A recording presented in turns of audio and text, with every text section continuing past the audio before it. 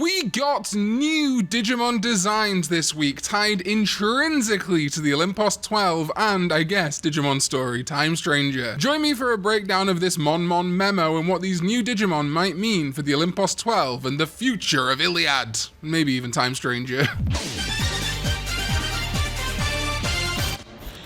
What is up, digital companions? My name is Karn EX and welcome back to another video. If it's not welcome back, why haven't you subscribed yet? Look at how we can make that gold. From silver to gold, it's like alchemy. Also, you could join the Patreon, patreon.com/KarnEX. It'd mean a lot. Thanks. So yes, a few weeks back, we got the reveal of the Digimon Pendulum 8 and 9, Celestial Walker and Astral Sentinel. And on there, we got confirmation of new evolution lines for Bacchusmon and Junomon. Thanks for doing this after I did my second Olympos XII evolution line speculation video, Bandai. Keep on watching. But thanks to the Mon memo, we now have names and more designs for these new evolutions. First of all, we have the rookie Digimon we've seen before. A lot of people were thinking maybe Hebimon or something from mythology, but no, this is Snakemon. As they point out, snakes are one of the essential motifs when telling Greek myths, and snake motifs tend to have simple silhouettes, but Nakano's combination of shedding skin and a hoodie is, thanks to a brilliant idea, Digimon have become both approachable and unique, so I'm gonna have to level with you here. This Mon memo is machine translated as hell. I'm gonna try where I can to interpret what they're trying to say here, but I don't speak Japanese. Sorry in advance. So of course we've seen Snakemon before. We saw it at the same time as the bird rookie, which I'll talk about in a little bit, but now we have its evolution. Vipemon or Vipmon. It says Vapmon on the Mon memo website, but I don't think that's accurate. There are surprisingly few Digimon based on fruit, so that was an interesting challenge. The combination of grapes and snakes is an element that connects to Bacchus, Dionysus, the god of wine, which of course we're leading this evolution line into Bacchusmon. Furthermore, given the scarcity of snake-type Digimon in the champion level, we expect this one to play a significant role as a starting point for future Digivolution routes, and this is key. Obviously, Snakemon and Vipemon are heading towards Bacchusmon, but the whole point of Digimon is that they can be multiple use. Even just looking at the evolution routes on the Pendulum 8 and 9, you can see how Snakemon works into a bunch of Digimon. Snakemon to Tylomon makes sense, for instance, in a Digimon sense. But then possibly my favorite of this new bunch is Ambromon. And you can just see how this is a Bacchusmon pre-evolution. In fact, if you get Ambromon and just put it on top of Vipemon, you basically have Bacchusmon there. I also think it's interesting how Vipemon's grapes also resemble the Carpos Huli from Time Stranger. I think that's really nice. So yes, this Digimon is based on ambrosia, a food eaten by the gods in Greek mythology. It's also the name of a rice pudding and custard brand in the UK, named after the same thing, of course. Given that there are relatively many snake-type Digimon in the ultimate level, and in order to differentiate them from the other characters in terms of Digivolution routes and appearances, we significantly altered their silhouettes. The distinctive staff also incorporates elements of the Maenads, followers of Bacchus, the god of wine. If you're not familiar, the Maenads were specifically female followers of Dionysus, or again, Bacchus, the Roman equivalent, which I guess in some ways you could say Sirenmon is kind of the Maenad of Time Stranger, before becoming an Olympos XII god in their own right. It's such a cool little unique design. It kind of reminds me of Piximon in some ways, which kind of makes sense, given that Piximon is a Venusmon pre-evolution in Time Stranger, but also kind of has its own vibe going on too. Alright, then over to the Digimon Pendulum Color 9, Astral Sentinel, we have the bird rookie that was revealed a few weeks ago, that now we know is called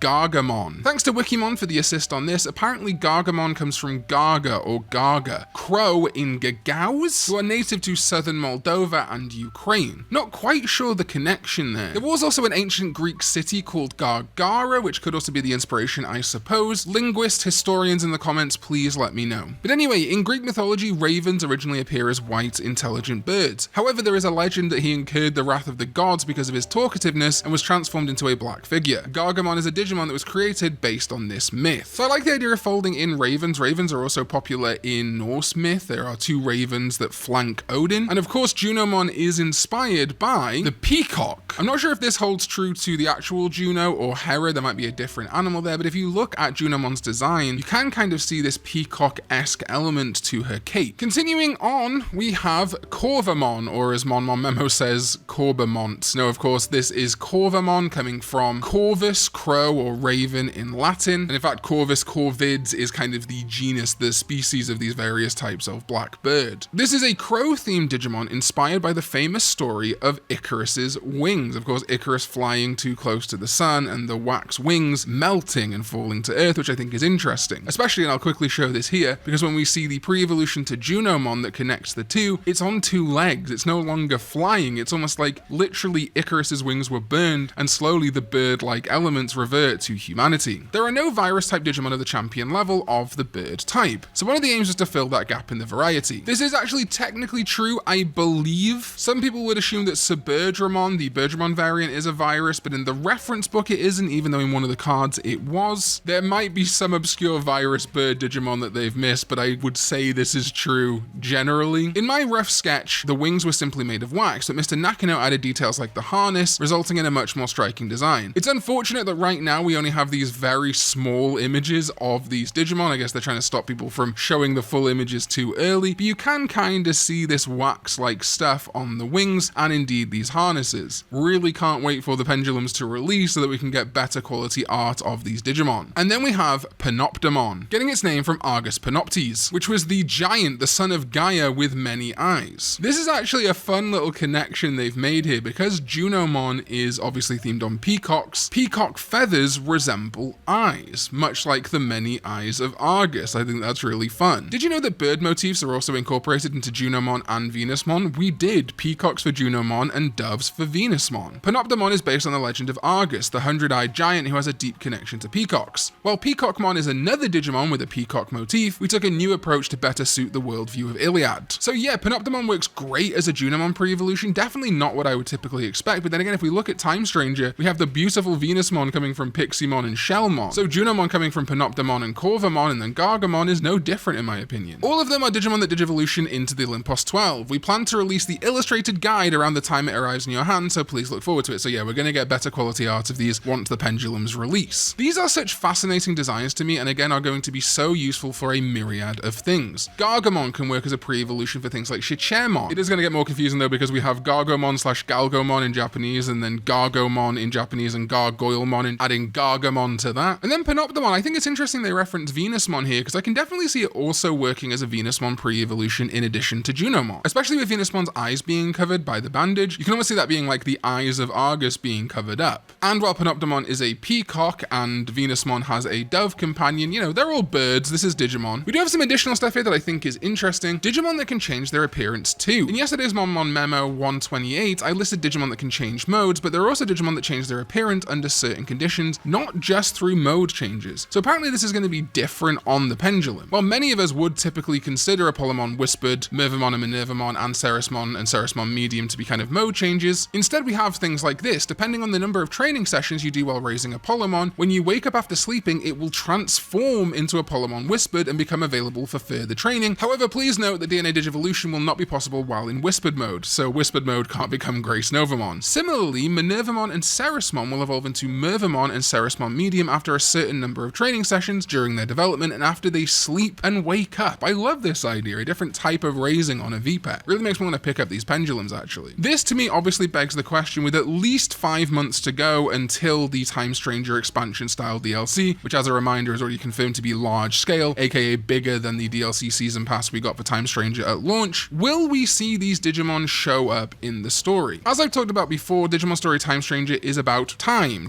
travel. We go 8 years in the past and then back to the present day 8 years in the future. We have met these Olympos XII members before, both Junomon and Bacchusmon. And interestingly, through the story of Digimon Story Time Stranger, we do see members of the Olympos XII at like the rookie level or before mega level, and then digivolve further. You know, Sirenmon becoming Ceresmon, the Bearmon brothers becoming Marsmon and Calismon, which admittedly isn't an Olympos XII member, and even our friend Agiomon eventually becoming Jupitermon. So is it possible maybe we will time travel in the DLC to something even further back? Maybe before the digital world Iliad fractured, maybe even when the digital world Iliad was closer to Shambhala to throw in more Shambhala vibes. Maybe we'll meet Snakemon and Gargamon, not realizing that these two new guest characters in our party will digivolve up to Vipemon and Bromon, and then Bacchusmon and Corvamon, Panoptimon and Junomon. Lots of possibility here, and of course we can only speculate on the DLC at this point, but I do think with Digital World Iliad getting its own website, these new evolutions for the Olympos XII members, we're definitely going to see a bigger focus on digital worlds besides that of Yggdrasil going forward, and it's really anyone's guess whether we're going to dive deeper into Iliad lore in the DLC or maybe spin off to Shambhala, though my personal hope is they save Shambhala for a full debut in either the next Digimon World or Digimon Story game. Like I say, I think Ambramon is my favorite of these, but I think honestly there is not a miss here, and I love that they are focusing in on Digimon that fill in gaps, like missing Virus Bird champions, or Snake rookies and champions that we're really missing in the franchise. I just thought of this now, but something like Snakemon to Vipemon to Lamiamon and Medusamon is a really fun new evolution line that still ties into Greek myth. Food for thought for the DLC. Just a bit of a shame that Lamiamon is on the other VPET and can't digivolve from Snakemon or Vipemon into the Minervamon evolution, but whatever. Which of these new Iliad Digimon is your favorite? Let me know in the comments down below, and of course shout outs to everyone on patreon.com/Karn EX, but especially my sovereign ZDK14 who makes these videos possible, and my YouTube channel members here on YouTube. You guys are the best. I'll see you next time when we go digital.